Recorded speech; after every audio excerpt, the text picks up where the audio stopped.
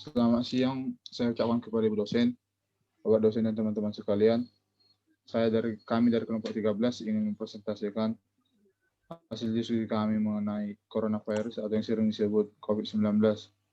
Saya Christian Siotang sebagai ketua dari kelompok 13 dengan NIM 114200037 dari Prodi D4 Teknologi Rekayasa Perangkat Lunak. Dan saya perkenalkan, nama saya Agnes Bestari Silalahi dengan NIM 113200049 dari Prodi D3 Teknologi Informasi 2. Perkenalkan, nama saya Jessica Nanda Anastasia dari Prodi D3 Teknologi Informasi dengan NIM 113200013. Kenalkan, nama saya Mario Christian Raida V. Tangkas dengan NIM 114200073 dari Prodi D4 TRPL. Perkenalkan, nama saya Natasha Gabriela Sinaga, NIM 133200014 dari Prodi D3 Teknologi Komputer 1.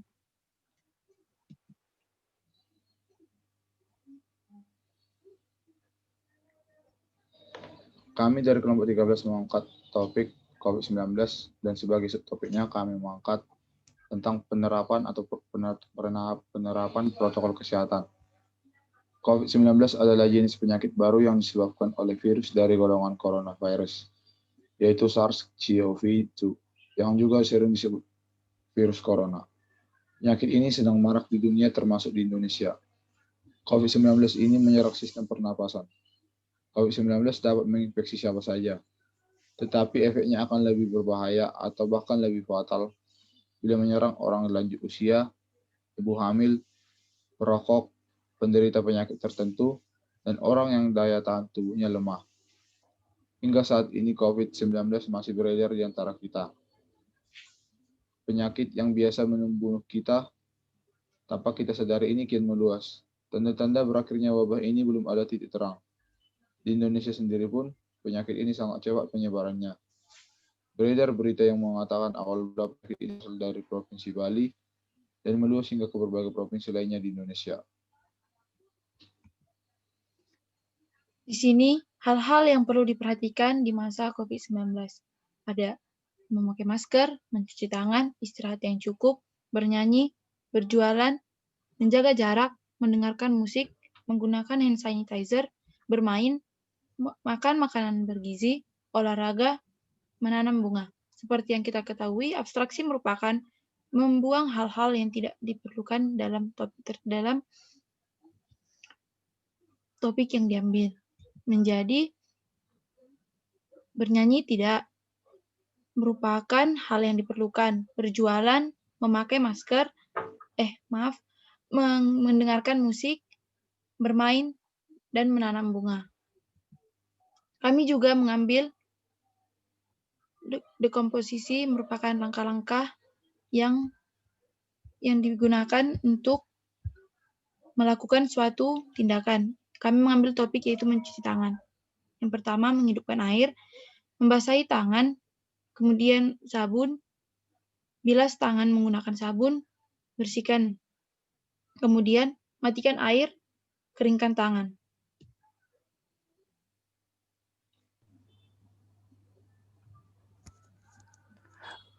Baiklah, di sini saya akan melanjut presentasinya.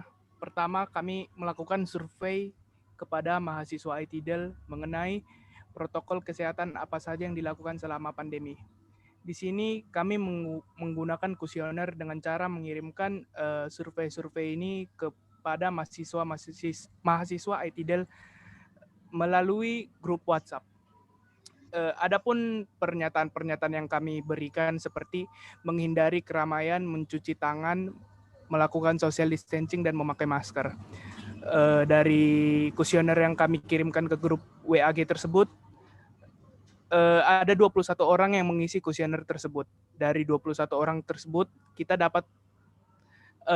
kami menyimpulkan ada 19 orang yang menghindari keramaian, hanya 19 orang yang mencuci tangan, 18 orang yang melakukan social distancing, dan dari seluruh mahasiswa yang mengisi kuesioner itu selama mengikuti protokol kesehatan memakai masker. Jadi perspektif dari kelompok kami itu mahasiswa ITDL masih menaati protokol kesehatan pada masa pandemi.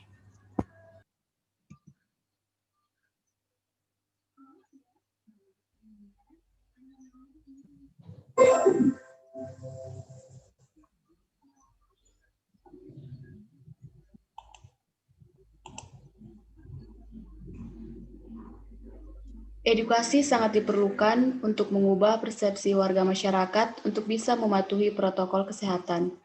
Meyakinkan bahwa menggunakan masker dan selalu cuci tangan untuk melindungi mereka dari paparan dan berisiko tertular sangatlah penting. Kepatuhan masyarakat menjadi semakin penting. Upaya membangun kesadaran masyarakat harus ditingkatkan dengan berbagai cara. Di antaranya, yang pertama dengan melakukan komunikasi yang lebih efektif hingga ke akar rumput melalui berbagai media dan metode yang sesuai dengan keragaman usia, pendidikan, dan budaya masyarakat atau kearifan lokal. Kedua, kampanye yang lebih jelas dan terarah sehingga masyarakat memiliki kesamaan pandangan untuk melakukan upaya pencegahan dan penanggulangan penyakit, alih-alih sebagian patuh dan sebagian melanggar sehingga sia-sia semua upaya sia-sia. Dalam hal ini, kita sebagai masyarakat bisa mencegah penyebaran COVID-19 ini dengan hal sederhana, yaitu yang pertama, selalu menggunakan masker di saat keluar rumah. Yang kedua, mengkonsumsi makanan yang bergizi. Yang ketiga, selalu mencuci tangan setelah dari luar rumah. Yang keempat, membawa hand sanitizer kemanapun berada dan menggunakannya usai menyentuh suatu benda. Yang kelima, rajin berolahraga. Yang keenam, melakukan jaga jarak kepada orang yang berada di sekitar kita atau tidak saling sentuh kepada sesama. Yang ketujuh, tidak berpergian jika tidak ada kepentingan yang mendesak. Yang kedelapan, work from home.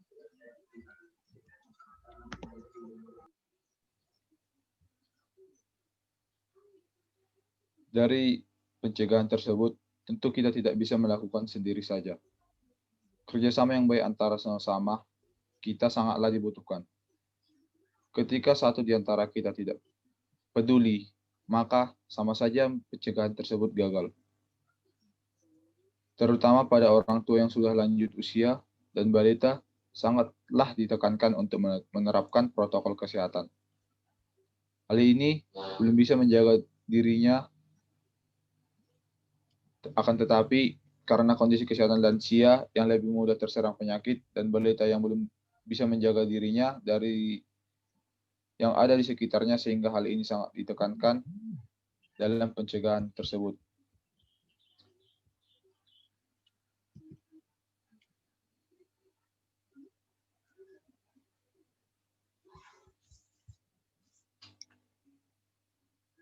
Demikian hasil presentasi kami.